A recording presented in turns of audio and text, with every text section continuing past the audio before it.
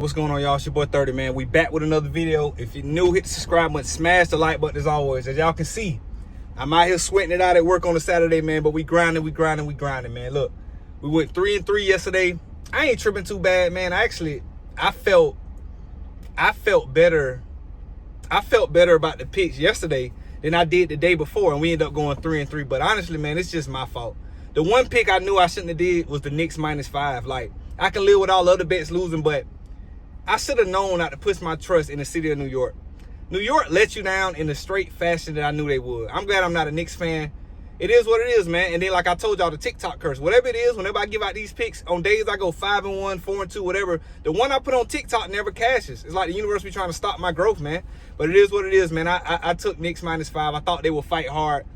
But I just got to admit, man, the Pacers they just look better, man. Like, they look just like a better overall team. But I think what happened, and I can say I was a little victim to it too, as all of us was a little bit, them beating Boston. I mean, I don't think we overestimated that because that's a big feat. But Boston wasn't 100% healthy. With 100% Porzingis, 100% Jaylen Brown, Jason Tatum, they would have beat the Knicks, I believe. Even though they played bad, they were up. But I just think that we gave them so much power because they beat the Celtics, which was a tough feat, that you think they would run through Indiana. But Indiana's just a well-rounded team, man. They're 2 wins away from going to the finals. I got to respect Halliburton. They be talking about him, but he been showing up. And honestly, he's showing up more than Ant has in this playoffs, to be completely honest with you. Julius Randle been carrying the Timberwolves, but that's a conversation for another day. But today, man, I got 6 picks, 4 straight bets, and 2 little simple 2 legs that we like to do, man. So let's hop right into them. First bet, let's start with the WNBA.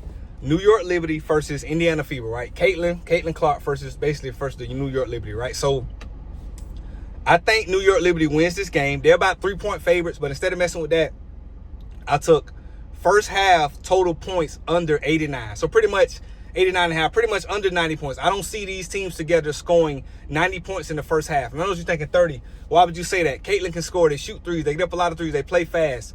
Both these teams are great teams, but both these teams are great defensively, especially the New York Liberty. So they play a little slower than Indiana Fever do. So pretty much I expect New York, I'm all about correlated picks. I expect New York Liberty to be up at halftime and also win this game. So in a game that they're going to win and be up at halftime, they're going to control the pace. They're a better defensive team than the Indiana Fever, right? So I expect them to limit them to 1 shot. Even if Caitlin hits a couple threes, I don't see them scoring 45 points in the first half. I just don't see it. So New York Liberty is going to control the pace, slow it down. And I could be looking at a, 40, 42 type of halftime finish, but I don't see 48, 45. I just don't see it. It could be lower than that. I just think that New York Liberty is going to slow the game down, take it out of Caitlin's hand, and play a very slow, relaxed first half. So especially on the road, so they want to come out focused. So New York Liberty, Indiana Fever, first half under 90 points. Let's get into the next one.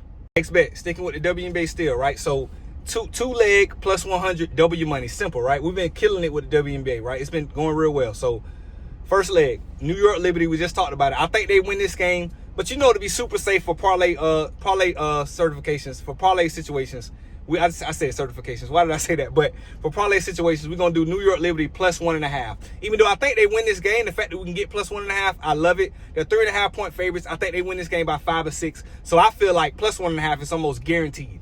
So also, second leg, Atlanta Dream money line versus Dallas Wings. So I like Dallas, but Atlanta's a better team, right? Both of these teams aren't the best. But at home, Atlanta should win this game and handle business. I'm not messing with the spread. I'm not saying they're going to win by 3, 4, whatever. But I know for a fact that at home, they should be able to beat this team, right? I think Dallas Wings had 9 wins last year.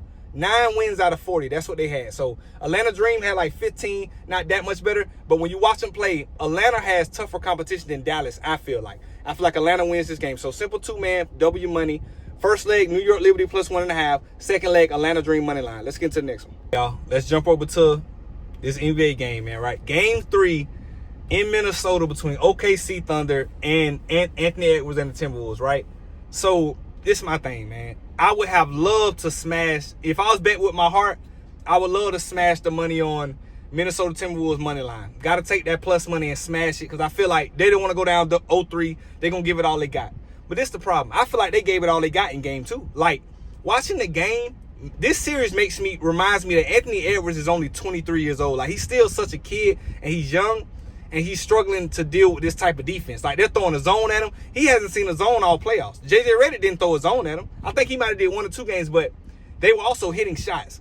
they're trapping Ant off the pick and roll when he's coming off. He's not coming off hard. He's coming off looking to pass. So they're trapping him with Lou Dort Caruso. He's kicking it to shooters, and Nas Reed can't buy a bucket. So I just don't feel like the Timberwolves, man. When you watch the series, OKC's just 10 times better. They get out coached, they get out played, they get out worked on defense. Man, I could really see Minnesota going down 0-3. So to avoid the spread, I didn't want to mess with that. But I know OKC's going to go. I'm not OKC. I know Timberwolves going to give it all they got tonight. Last-ditch effort not to go down 0-3 because they feel like the series is over now. But if they go down 0-3, they know for a fact it's over with. They not coming back from 0-3. Not this team. So I'm just going to go OKC Timberwolves over 214.5. I think both these teams, they end up scoring about 220, 225 in this spot. Last-ditch effort. Ain't going to play 40 minutes. Julius Randle going to play 40 minutes. They got to play down in the whole game. So with starters playing more the whole game, you can project the high score to be the scoring to be a little higher. So that's what I'm working with. Over 214.5. Let's get into the next one. Baseball. Got another two-leg for y'all right here. Mariners and Astros under 9.5. I don't see them getting 10 runs. The line is at 7.5. Honestly, would have took it there. Two great pitchers. It's going to be a very defensive type game. I know the Astros can get some hits at times. The Mariners don't really get a lot of hits or runs, but the Astros are I'm worried about. But I don't see them scoring 10 runs in a game like this. 7.5, I just don't. They can get 8, but I don't see them getting 10. Not in a matchup like this. That's the first leg, right? Second leg, excuse me, Yankees money line against the Rockies, right? Yankees are 2.5-point favorites. And I looked at it, I believe almost 80% of the, no, I think it's like 88% of the time, when a team is favored by 2, they win the game down to 88% of the time. I have to take Yankees money line, minus 375 on the parlay side. 2-leg, minus 130 odds, simple little bet, kind of similar to a straight. We all about winning. You know, I know we want to double our money at all times, but it's nothing wrong with having a 2-leg, minus 130 odds parlay. It's about winning. Whatever you put on there, you almost double it. It's about winning and growing your money. So, first leg, Mariners and Astros, under 9.5. I don't see them getting 10 runs. Second leg, Yankees money line, right? If the Yankees go in there and lose this game to Colorado Rockies, I'm not betting on the Yankees for like 2 weeks. That's a fact. Book it. But let's hop to the next one. Last bet of the day, and it's similar to kind of what I said about the Timberwolves not being able to hit shots. Give me Mike Conley under 2 threes made, right? I just, you know, for one, I don't think he's going to play a lot, but he might not play that much because aside from not being able to hit shots, right, they can't stop OKC. Nobody can. So they have bigger guards. Like, well, who is Mike Conley going to guard if he's on the floor? You can't put Rudy Gobert out there because he's too slow. You can't put Mike Conley because he's too little. So his minutes are limited. In a game like this, Mike Conley doesn't score a lot of points enough for them to keep them on the court for offense. So he's not going to play that much. It's going to be a limited opportunities for him. Mike Conley under 2 threes made, right? He might hit one, and that's a might, but I don't see him getting one in this type of situation. But he could sneak up and get one. But they trapping Ant and trapping, what's his name? They just don't have guys that can hit shots. Nas Reed has disappeared. So I got to go not with facts, not my heart. My heart's saying Minnesota going to win, but facts is they're not going to be able to shoot tonight. They ain't been able to shoot, and just because they go home, they're going to be able to shoot. I just don't see it. So last bet of the day, Mike Conley under 2 threes made, man.